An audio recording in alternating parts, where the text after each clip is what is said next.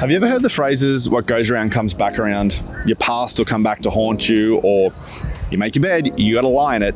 Really, all of those phrases mean the exact same thing. You get what you deserve. But the Jesus way of viewing the world isn't about you getting what you deserve. In fact, in Christianity, we believe the worst possible thing happened to the best possible person. That Jesus was brutally murdered and hung on a cross as he died. Now, I don't know about you, but that doesn't sound to me like someone getting what they deserve. And the reality is that Christianity isn't about getting what you deserve. That's what grace is. Grace is the fact that you and I do not get what we deserved. That Jesus' death on the cross allows us to receive that grace and allows us to ultimately get what we don't deserve. Run the intro.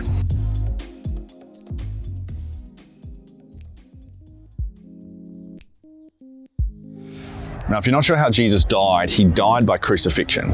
Now, the Romans didn't invent it, but they certainly perfected it, because Jesus would have been whipped, his skin would have been torn from his bones.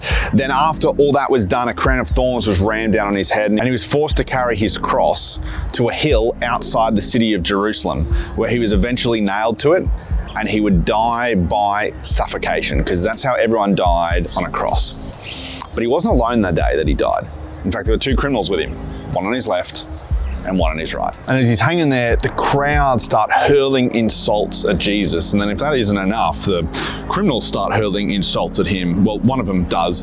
The other one actually kind of gets angry at the criminal who's hurling insults at Jesus. And he kind of highlights this idea that, hey, we're actually getting what we deserve.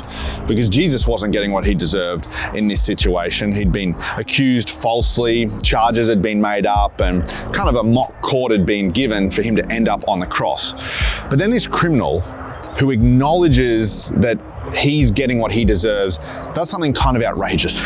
He asks Jesus, he goes, hey, Jesus, would you remember me when you enter into your kingdom? Jesus doesn't turn to him and say, no, you know what, mate? It's time you got what you deserved.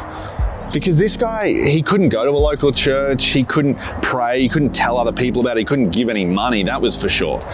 But Jesus doesn't say that. In fact, Jesus says, today, you're going to be with me in paradise. Today, I'm here getting what I don't deserve so that you can have what you don't deserve. In fact, there's a piece of poetry that sums up this idea that Jesus is talking about so well. It says, he does not punish us for all our sins. He does not deal harshly with us as we deserve. For his unfailing love, talking about Jesus' unfailing love to those who fear him, is as great as the heights of the heavens above the earth. He has removed our sin as far as from the east is to the west. See, the reason that you and I can have a relationship with God is because we get what we don't deserve because of Jesus' death on the cross.